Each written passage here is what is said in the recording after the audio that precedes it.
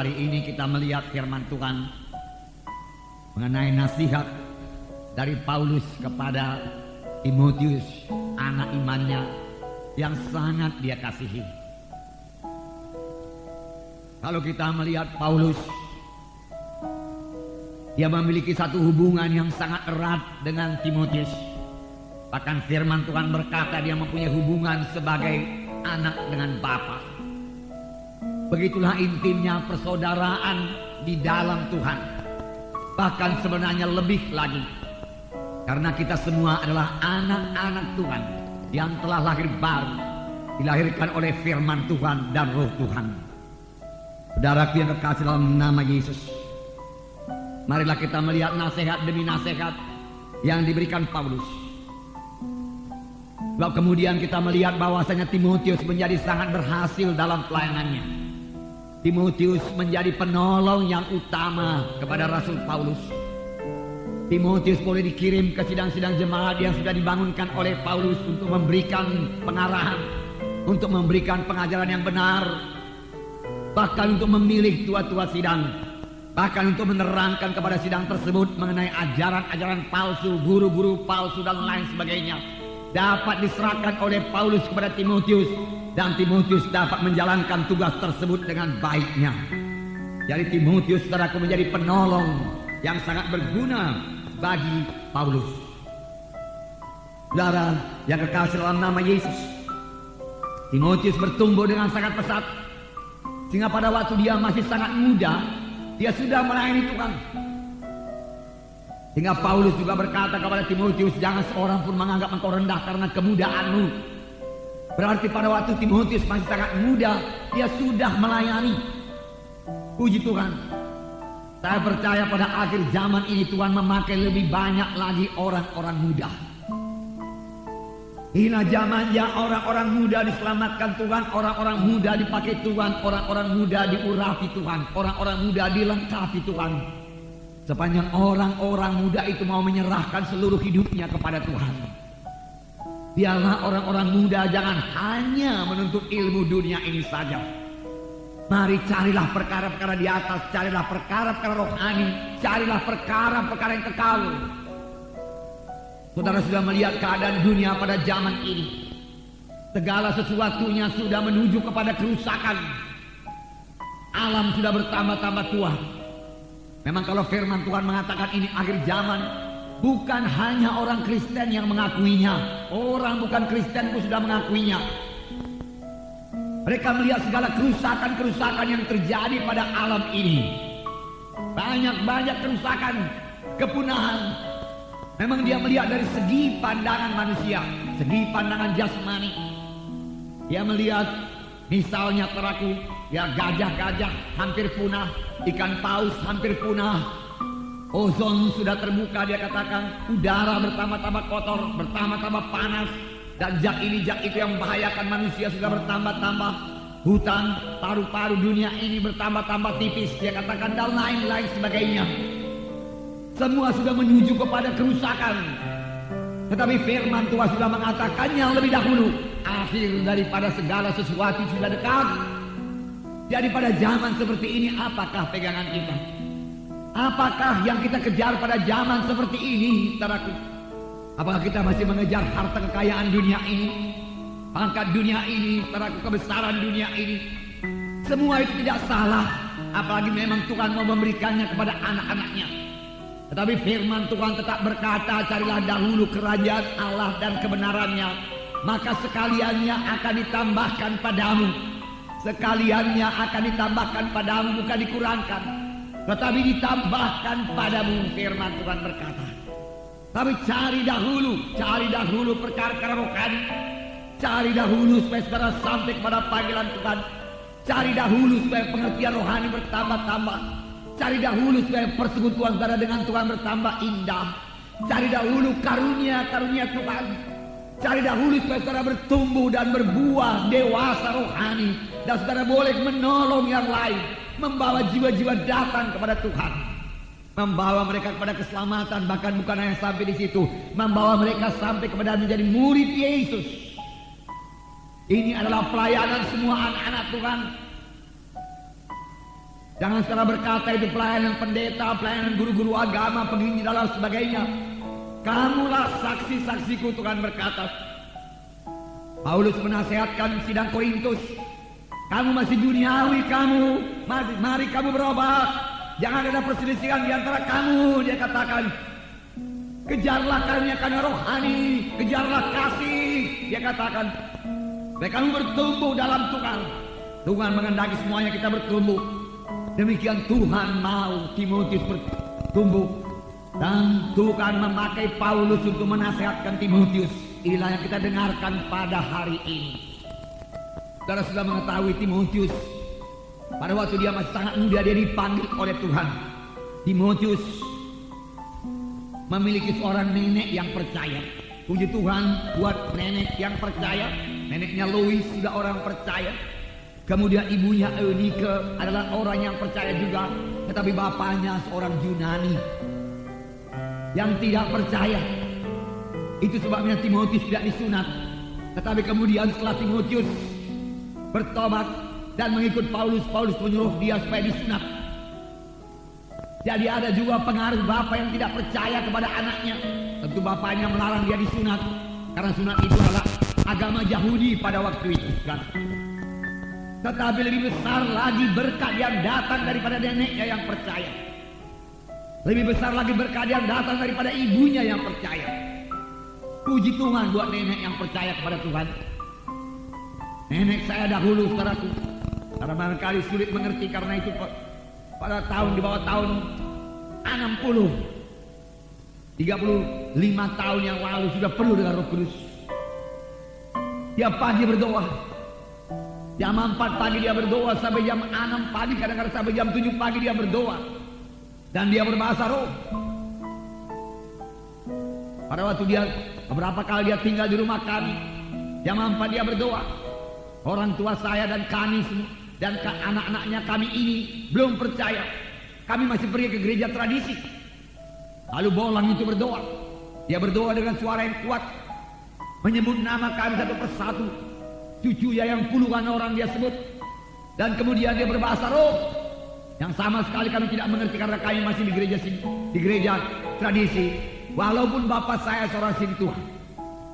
Beberapa kali saya ingat bapak saya melarang dia berdoa. Kalau berdoa jangan terlalu kuat-kuat, dia katakan. Tetapi dia adalah orang percaya. Tahukah saudara, bahwasanya 3 orang cucunya, termasuk saya seorang, menjadi orang yang membangun gereja. Pembangun gereja, pionir untuk membangun gereja di Sumatera Utara ini. Itu berkat daripada nenek. Oleh sebab itu, saudara yang baru selamat, saudara akan membawa berkat bagi keluarga saudara, bagi anak saudara kalau saudara sudah berkeluarga, bahkan bagi cucu saudara juga. Karena kutuk dosa sudah dilepaskan. Saya tidak bisa lari daripada jalan Tuhan. Pada jauh dahulu saudaraku, dia doakan saya menjadi hamba Tuhan. Dia mempunyai 3 orang anak laki-laki, dan cucunya yang tertua dari 3 orang anak laki-laki ini semua jadi hamba Tuhan. Akibat daripada nenek yang percaya. Demikianlah Timotius. Walau bapaknya bukan orang percaya, dia dipakai Tuhan, dan dia mau menyambut panggilan Tuhan pada waktu dia masih sangat muda. Dan buku Kisah Rasul mengatakan pada waktu itu dia sudah terkenal baik. Dalam Kisah 16 saya membacakan pada saudara. Kisah 16.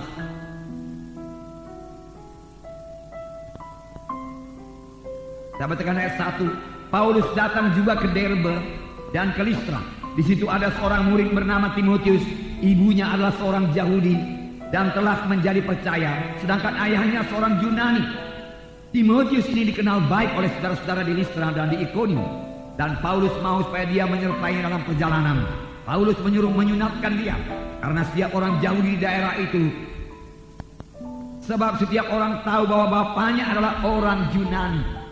Timotius terkenal baik, dan Paulus mau membawa dia, dan Timotius menjawab iya. Itulah permulaan pelayanan Timotius. Itulah permulaan pemuritan daripada Paulus kepada Timotius. Sejak itu persekutuan mereka sangat erat. Hubungan mereka sangat erat. Disitulah Paulus memberikan banyak nasihat kepada Timotius. Nah, marilah kita melihat nasihat Paulus kepada Timotius. Paulus tidak akan menasihatkan sesuatu yang tidak dilakukannya lebih dahulu. Apa yang sudah dialaminya, apa yang sudah dilakukannya, itulah yang diajarkan oleh Paulus kepada Timotius. Itu sebabnya pengajaran Paulus sangat berkuasa. Tiap-tiap hamba Tuhan yang mau melayani, dia harus mengajarkan apa yang sudah dialaminya. Dengan demikian pengajarannya itu diurapi Tuhan dan sangat berkuasa. Dia tidak mengajarkan teori-teori, dia tidak mengajarkan teologi, tetapi dia mengajarkan pengalamannya yang dapat dilihat oleh orang banyak. Demikian Paulus mendidik Timotius. Apa yang sudah dialaminya, cara hidupnya, imannya, kasihnya, pelayanannya, semua dilihat oleh Timotius. Dan itu mengubahkan hidup Timotius, hingga Timotius juga menjadi hamba Tuhan, dari pelayan Tuhan. Inilah pemuritan. Kalau kita mau memuridkan, kita harus memiliki persekutuan yang erat dengan murid kita itu, hubungan yang erat dengan murid kita itu. Tidak cukup hanya mengajar saja, mereka harus melihat contoh yang baik dari kita. Dan ini juga satu peringatan kepada kita yang memuridkan, tentu saja kepada pemimpin-pemimpin KKS juga, wakil juga, supaya hidupnya menjadi contoh yang baik. Kita tidak bisa berkata, jangan contoh saya, contohlah Yesus. Saya ini banyak kekurangan. Ini yang biasa kita dengar. Kelihatannya rendah hati, tapi sikap hidup yang demikian tidak membangun. Yang memuridkan juga terlaku tidak menjadi terang. Tetapi Paulus berkata, tirulah aku sebagaimana aku meniru Kristus. Paulus lebih dahulu meniru hidup Kristus, lalu hidup Paulus berubah. Lalu Timotius, engkau lihat bagaimana hidupku ini, kemudian engkau tiru hidupku ini, ikutlah cara hidupku, sama sebagaimana aku mengikut hidup Tuhan. Hidup dalam roh Tuhan, meninggalkan semua kehendak daging, menyangkal diri, hidup benar, hidup suci di hadapan Tuhan. Nah, nasihat Paulus yang pertama mengenai peperangan rohani. Ada peperangan rohani bagi Timotius, ada peperangan rohani bagi Paulus, ada peperangan rohani bagi sidang Tuhan, ada peperangan rohani bagi setiap anak-anak Tuhan. Dalam 1 Timotius pasal 1 ayat 18, saya membacakan kepada saudara. Tugas ini kuberikan kepadamu Timotius anakku, sesuai dengan apa yang telah dinubuatkan tentang dirimu, supaya dikuatkan oleh nubuat itu, engkau memperjuangkan perjuangan yang baik dengan iman dan hati nurani yang murni. Dalam menjalankan tugas ini, engkau memperjuangkan perjuangan yang baik dengan iman dan hati nurani yang murni. Perjuangkan perjuangan yang baik, perjuangkan perjuangan yang baik. Lawanlah setan, lawanlah segala sesuatu yang tidak baik, lawanlah segala akal licik iblis, tipuan iblis. Perjuangkan supaya engkau memiliki hati nurani yang baik. Jangan terganggu hati nurani kita ini. Setan mau mengotorkan hati nurani kita, tetapi jangan beri tempat kepada setan. Amin, saudara. Kemudian dikatakan lagi dalam 1 Timotius 6 ayat 12, saya membaca, bertandinglah dalam pertandingan iman yang benar, dan rebutlah hidup yang kekal. Untuk itulah engkau telah dipanggil, dan telah engkau ikrarkan ikrar yang benar di hadapan banyak saksi. Bertandinglah dalam pertandingan iman yang benar. Bertanding, bertempur. Setiap anak Tuhan berada dalam pertempuran. Amin, saudara. Apakah saudara takut berada dalam pertempuran? Kita tidak perlu takut, karena musuh kita bukan darah dan daging. Musuh kita bukan manusia. Kita harus mengasihi sesama manusia. Musuh kita bukan manusia. Musuh kita bukan agama lain. Kita mengasihi semua agama lain. Itu perintah Tuhan Yesus. Maka itu hukum yang kedua setelah mengasihi Tuhan, mengasihi sesama manusia. Walaupun dia bukan orang Kristen, kita mengasihi dia. Dan sangat menginginkan supaya dia kelak mengenal Yesus sebagai Tuhan dan Juru Selamatnya. Mengasihi. Pada waktu kami menerima telepon di rumah mengenai jatuhnya pesawat itu, hamba Tuhan dari Bekasi lagi di rumah. Saya terdengar dari kamar bahwasanya dia bertelepon kepada hamba Tuhan GKI dari Palembang yang memberitakan mengenai jatuhnya pesawat. Tiba-tiba dia lari ke kamarnya dan dia menangis dan dia berdoa. Kemudian Joyce datang ke kamar dan dia berkata, Pak, Ma, dia katakan, Om Pati setelah dengar telepon, dia terus masuk kamar dan dia menangis dan dia berdoa. Dia berdoa dengan menangis. Ada apa, Nakku? Katanya ada pesawat jatuh. 200 orang lebih meninggal, dia katakan. Tidak ada yang hidup. Segera saya telepon salah satu harian di kota Medan. Dan saya tanyakan kebenaran berita tersebut. Dia katakan memang benar, Pak. Dia dekat Sibolangit sana ada pesawat Airbus, dia katakan, jatuh. Dan 200 sekian semuanya meninggal, dia katakan. Saya pun tidak menahan air mata saya, tidak dapat menahan air mata saya. Saya masuk ke kamar. Saya dengan istri saya, saudaraku, kami berdua menangis, mohon ampun. Ampunkanlah Tuhan kota Medan ini, Tuhan. Ampunkan jiwa-jiwa, Tuhan. Kami berkata kepada Tuhan, banyaklah dosa kami, Tuhan. Kami katakan, berahmatlah Tuhan bagi kota Medan, Jakarta, bagi Indonesia ini, Tuhan. Buatkan semua famili-famili yang tinggalkan. Dan peristiwa ini membawa dia mencari Engkau, Tuhan, dan juru selamatnya, Tuhan. Kami menangis, kami berdoa. Saudaraku, itu hati nurani, saudara. Kami memang tidak merasa ada keluarga dekat kami di situ, saudara. Tetapi tak dapat tiada, dia adalah jiwa-jiwa yang berharga di hadapan Tuhan. Nah, saudara yang kasih dalam nama Yesus, kita berada dalam peperangan rohani. Lawan roh jahat, bukan manusia musuh kita. Kita mengasihi sesama manusia. Kita perlu berdoa supaya mereka diselamatkan. Walau kelihatannya dia memusuhi kita, kita perlu berdoa buat mereka. Supaya Tuhan berrahmat atas mereka. Nah, dalam Efesus 6 ayat 12 ini dikatakan. Efesus 6 ayat 12. Saya membacakan. Karena perjuangan kita bukanlah melawan darah dan daging, melainkan melawan pemerintah-pemerintah, melawan penguasa-penguasa, melawan penghulu-penghulu dunia yang gelap ini, melawan roh-roh jahat di udara. Bukan pemerintah-pemerintah yang ada ini, tapi pemerintah-pemerintah roh jahat di bumi ini, penguasa-penguasa roh jahat di bumi ini, penghulu-penghulu dunia yang gelap ini, dikatakan penghulu-penghulu dunia, dan melawan roh-roh jahat di udara juga dilawan.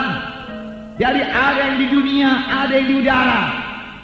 Mereka membagi-bagi posisinya, tapi semua bisa kita usirkan di dalam nama Yesus. Karena Tuhan telah memberikan kepada kita kuasa dalam nama Yesus. Amin, saudara. Yaitu nama di atas segala nama. Nama Yesus, nama yang berkuasa. Setan takut kepada nama Yesus. Bahkan lebih jauh lagi kalau kita minta sesuatu kepada Tuhan dalam nama Yesus, dia mengabulkan doa kita. Itu janji Tuhan. Dan kuasa dalam nama Yesus telah dikaruniakan kepada anak-anak Tuhan, telah dikaruniakan Tuhan kepada saudara dan saya, sehingga saudara dan saya dapat mengusirkan setan dalam nama Yesus. Setan mana pun bisa diusirkan di dalam nama Yesus. Sebab Tuhan Yesus atau roh Tuhan yang ada dalam kita ini, saudaraku, lebih besar daripada segala roh-roh jahat yang ada dalam dunia ini. Lebih besar dari penghulu-penghulu jahat yang ada di dunia ini, pemerintahan-pemerintahan roh jahat yang ada di dunia ini. Roh Tuhan dalam kita lebih besar, lebih berkuasa. Seorang anak Tuhan yang mengenal posisinya, yang mengenal kedudukannya sebagai anak Tuhan, tidak akan bisa dikalahkan. Dia yang mengalahkan setan, dia yang mengusirkan setan dalam nama Yesus. Firman Tuhan berkata dalam Markus 16, Tuhan mendelegasikan kuasa tersebut kepada kita. Dalam Markus 16 ayat 17. Tanda-tanda ini akan menyertai orang-orang yang percaya. Mereka akan mengusir setan-setan demi namaku. Mereka akan berbicara dalam bahasa-bahasa yang baru bagi mereka. Mereka akan memegang ular, dan sekalipun mereka minum racun maut, mereka tidak akan mendapat celaka. Mereka akan meletakkan tangannya ke seorang sakit dan orang itu akan sembuh. Ayat 20. Mereka pun pergilah memberitakan Injil ke segala penjuru. Dan Tuhan turut bekerja meneguhkan firman-Nya itu dengan tanda-tanda yang menyertainya. Haleluya. Pergilah ke seluruh dunia, beritakanlah Injil pada segala alam. Kemudian dikatakan, tanda-tanda ini akan menyertai orang-orang yang percaya. Bukan hanya pendeta-pendeta. Setiap orang yang percaya punya tanda. Tanda yang pertama kali, mereka akan mengusir setan dalam nama Yesus. Termasuk roh pembunuh dalam nama Yesus. Amin, saudaraku. Misalnya ancaman mau datang kepada saudara, pada saat saudara boleh berkata, dalam nama Yesus, roh kematian, roh maut tidak boleh kau jamah saya, tidak boleh kau jamah keluarga saya, di dalam nama Yesus. Yesus tidak terlambat, saudaraku. Amin, saudara. Pakailah itu, saudaraku, dalam nama Yesus. Tuhan berkata bahkan mengenai namanya ini kita boleh memakainya untuk segala perkara. Kalau kamu berbuat segala sesuatu, perbuatlah dalam nama Yesus. Betapa senjata yang luar biasa diberikan Tuhan kepada jemaatnya. Karena Tuhan mengendaki jemaatnya adalah jemaat yang berkemenangan, bukan jemaat yang kalah yang menjadi permainan setan, bukan. Tetapi satu sidang yang berkemenangan dalam nama Yesus. Dalam nama Yesus. Dalam nama Yesus saya berkemenangan, dalam nama Yesus. Ketika Tuhan menyuruh 70 orang murid menginjil, laporan mereka kita baca di sini. Lukas 10 ayat 17 mulai. Lukas 10 ayat 17 saya bacakan. Kemudian 70 murid itu kembali dengan gembira dan berkata, Tuhan, juga setan-setan takluk kepada kami demi nama-Mu. Mereka berkata, Tuhan, setan-setan juga takluk kepada kami dalam nama-Mu. Apa artinya ini? Mereka pergi, mereka menginjil, mereka meletakkan tangan seorang sakit dalam nama Yesus. Setan penyakit diusir keluar dan orang itu sembuh. Amin, saudaraku. Penyakit disembuhkan dalam nama Yesus.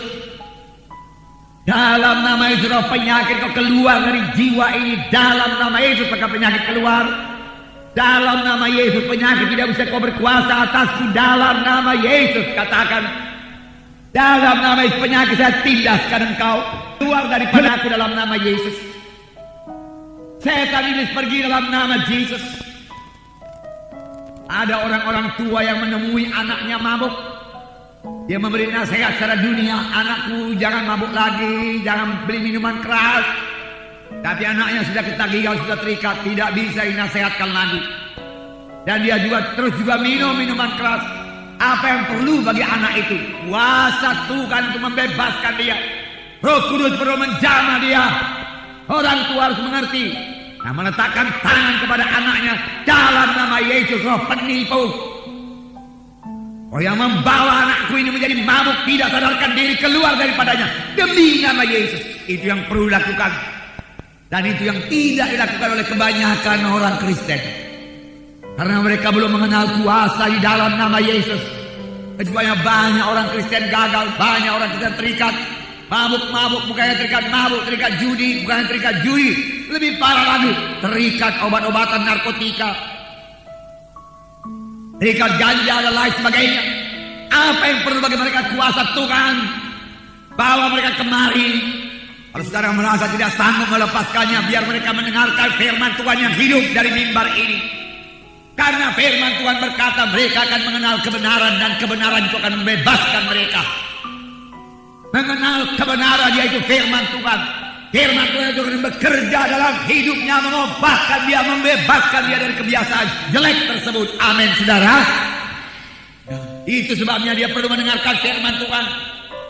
Kemudian kelak orang tuanya yang sudah percaya lebih dahulu, atau abangnya atau siapa saja, pemimpin KKS yang sudah percaya, bisa meletakkan tangan. Kami bisa meletakkan tangan dalam nama Yesus, mengusir semua roh-roh perusak melalui narkotika.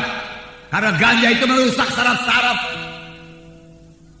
Kalau obat-obatan yang ada sekarang ini, ekstasi dan lain sebagainya, saudara, merusak saraf manusia ini. Roh perusak, kemudian itu roh pembunuh dalam nama itu, sirkan dalam nama itu, roh penipu pergi dalam nama itu. Roh-roh yang mencari kesenangan daging pergi dalam nama Yesus. Roh hawa nafsu sirkan dalam nama Yesus.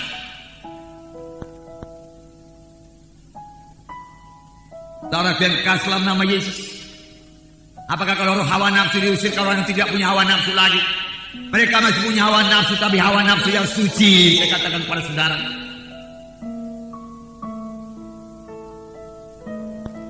Nah,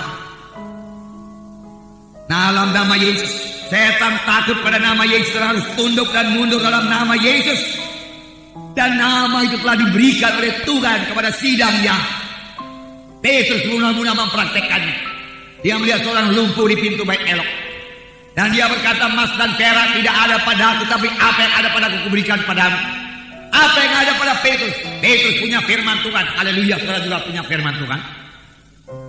Petrus adalah anak Tuhan, saudara juga anak Tuhan. Petrus tunduk kepada Tuhan, saudara juga tunduk kepada Tuhan. Kita juga tunduk kepada Tuhan. Petrus dipilih Tuhan, kita juga dipilih Tuhan. Saudara berkata Petrus rasul, saudaraku, kita imam-imam juga, saudaraku. Dan tanda ini bukan hanya untuk rasul, tapi bagi setiap orang percaya. Beberapa orang boleh jadi dalam sidang ini dipakai Tuhan jadi rasul, yang walaupun namanya tidak disebut dalam kitab suci, tapi dia mengerjakan pekerjaan rasul, pergi ke daerah kegelapan, memberitakan Injil Tuhan disertai dengan kuasa dan tanda ajaib, lalu dia membangun gereja Tuhan. Itulah dia arti seorang rasul, pelayanan seorang rasul. Karena rasul artinya seorang yang diutus. Bangkit dalam nama Yesus, di dalam nama Yesus bangkit. Haleluya. Orang itu bangun dan bangkit karena nama Yesus. Nah, ini peperangan rohani. Kita bisa mengusir setan-setan dalam nama Yesus. Dalam menghadapi penyakit kita coba pikir. Firman Tuhan berkata, saudaraku, kebanyakan penyakit, saudaraku, datang dari setan. Di dalam nama Yesus usirkan roh penyakit, maka penyakitnya sembuh. Saya percaya kanker dari setan, tumor dari setan. Karena itu roh pembunuh. Dalam nama Yesus kita bisa mengusirkannya demi nama Yesus. Keluar dari tubuhku, roh pembunuh pergi dalam nama Yesus. Bahkan paling baik dalam nama Yesus, roh tumor, roh kanker tidak boleh kau jamah diriku dalam nama Yesus. Amin, saudara. Dan kalau memang tubuh kita ini, anggota tubuh kita, organ-organ tubuh kita yang tidak berfungsi dengan begitu baik, saudaraku, mohon iman untuk mempraktekkan Roma 8 ayat 11, di mana dikatakan, dalam Roma 8 ayat 11 dikatakan, bahwasanya Rohul Kudus yang tinggal dalam kita tidak tinggal diam. Apakah diperoleh oleh Roh Kudus?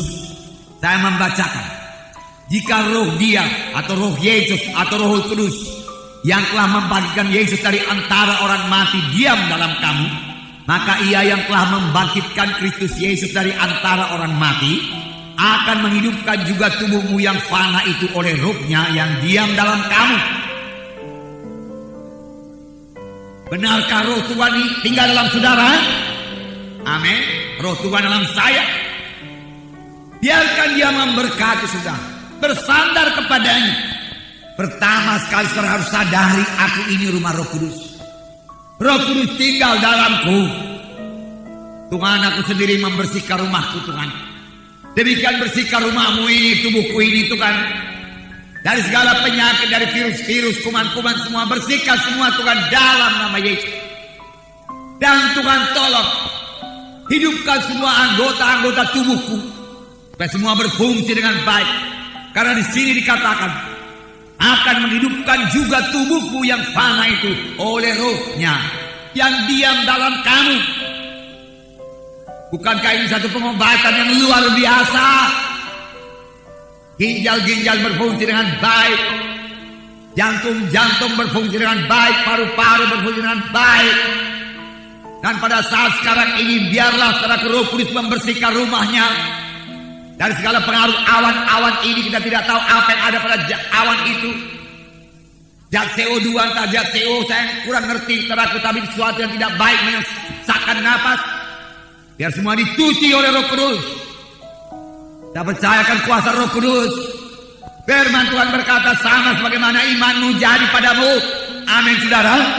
Kalau kita percaya Roh Kudus membersihkan kita, menyucikan kita, maka itu akan terjadi kepada kita. Saudara mau lari kemana pada saat sekarang ini? Saya tanya kepada saudara kita Poisim bagaimana Kuala Lumpur. Kuala Lumpur juga penuh awan, dia katakan. Mau lari kemana? Singapura juga penuh, Malaysia penuh, bahkan sudah sampai ke Thailand, Filipina sana. Saudara, yang perlu yaitu perlindungan Tuhan atas kita, amin saudara. Darah Yesus membungkuskan kita, amin.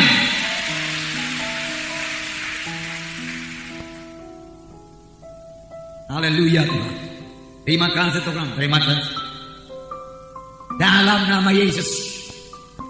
Sekali pada waktu Daniel berdoa dan berpuasa 21 hari lamanya, datang jawaban dari malaikat. Setelah 21 hari, tetapi malaikat itu berkata, Daniel, dikatakan, sejak hari pertama kau menetapkan hati untuk berdoa, Tuhan sudah mendengarkan doamu. Dan Tuhan telah memberikan jawaban, inilah berkat yang diberikannya padamu. Tapi penghulu kerajaan Persia menghalangi aku 21 hari lamanya. Dan aku berperang dengan raja-raja Persia di sana. Syukur ada bantuan dari sorga, aku lolos kemarin membawa berkatmu. Jadi memang ada roh jahat di udara yang menghalangi berkat Tuhan. Ini sebabnya kadang-kadang berkat yang kita mohonkan itu tidak terus sampai kepada kita. Namun kalau kita berdoa terus, beriman terus, tak dapat tiada, Tuhan akan menyampaikan berkat itu kepada kita.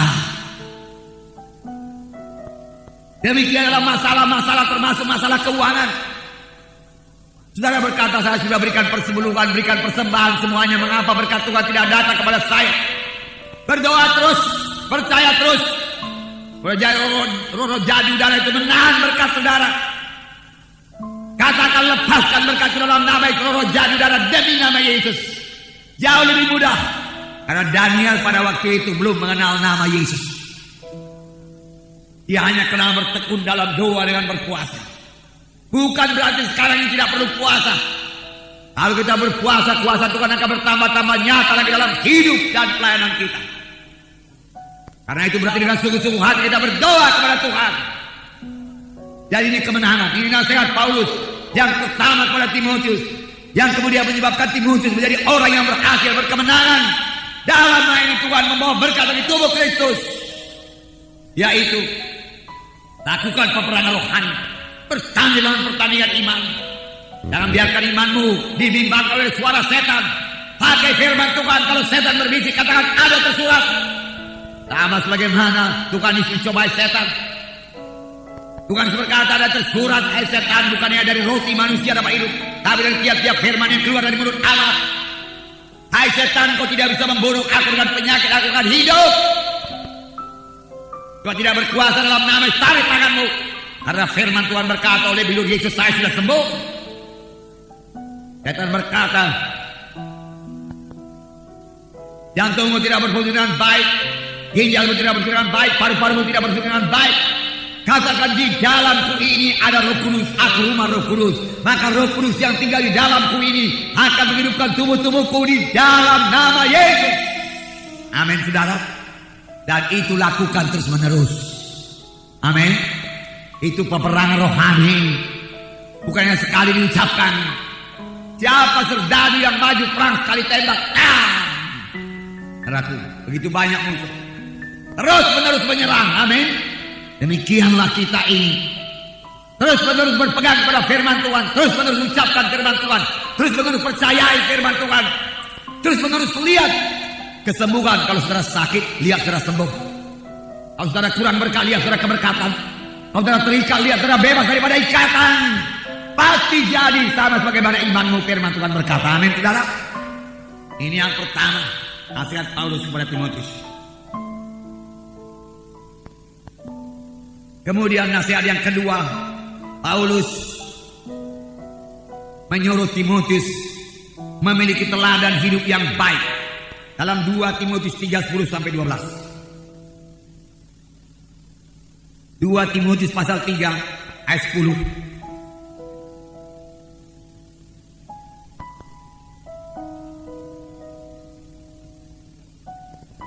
Dua Timotius pasal 3:10.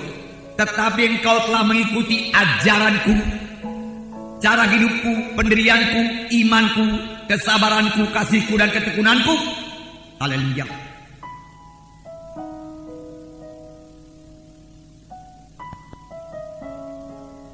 Engkau telah ikut menderita penganiayaan dan sengsara seperti yang telah kuderita di Antioquia dan Ikonium dan Listra. Semua penganiayaan itu kuderita dan Tuhan telah melepaskan aku daripadanya. Memang setiap orang yang mau hidup beribadah dalam Kristus Yesus akan menderita aniaya. Aniaya pada zaman sekarang tidaklah sebanding dengan aniaya pada gereja pertama. Oleh sebab itu biarlah kalaupun ada aniaya dan kita menderita, bukan lagi karena penyakit, tetapi menderita aniaya karena tekanan-tekanan dari luar sana, tekanan-tekanan dari orang yang tidak percaya, tekanan-tekanan dari roh-roh antikristus yang membuat saudaraku gerakan kita bertambah sulit. Saudara yang kekasih dalam nama Yesus, itu membentuk kita bertambah-tambah dewasa, dan Tuhan akan melepaskan kita daripadanya dan memberikan kemenangan kepada kita. Paulus mengalaminya, Timotius mengalaminya. Oleh sebab itu ikutlah cara hidupku, ikutlah ajaranku, imanku, pendirianku, kesabaranku, kasihku. Tetapi sebenarnya yang paling perlu diikut. Mengapa Paulus berani berkata demikian? Apakah saudara berani berkata demikian kepada murid saudara? Apakah saya berani berkata demikian kepada saudara? Ikutlah teladanku. Paulus lebih dahulu mengikut teladan Yesus. Paulus lebih dahulu berubah. Paulus sudah lama menyangkal dirinya. Paulus sudah lama meninggalkan tabiat dagingnya. Paulus sudah lama berjalan dalam roh Tuhan. Dalam 1 Korintus 11 ayat 1 dikatakan, jadilah pengikutku. 1 Korintus pasal 11 ayat 1. Ini kesaksian Paulus. Jadilah pengikutku sama seperti aku juga menjadi pengikut Kristus. Jadi pengikutku karena aku mengikut Yesus. Ikutilah aku karena aku mengikut Yesus, dia katakan. Karena aku telah meninggalkan semua dosa, meninggalkan semua kebencian Tuhan, aku telah bertobat. Itulah dia mengikut Yesus. Seseorang tidak dapat mengikut Yesus kemudian mengikut dosa, tetap hidup dalam dosa.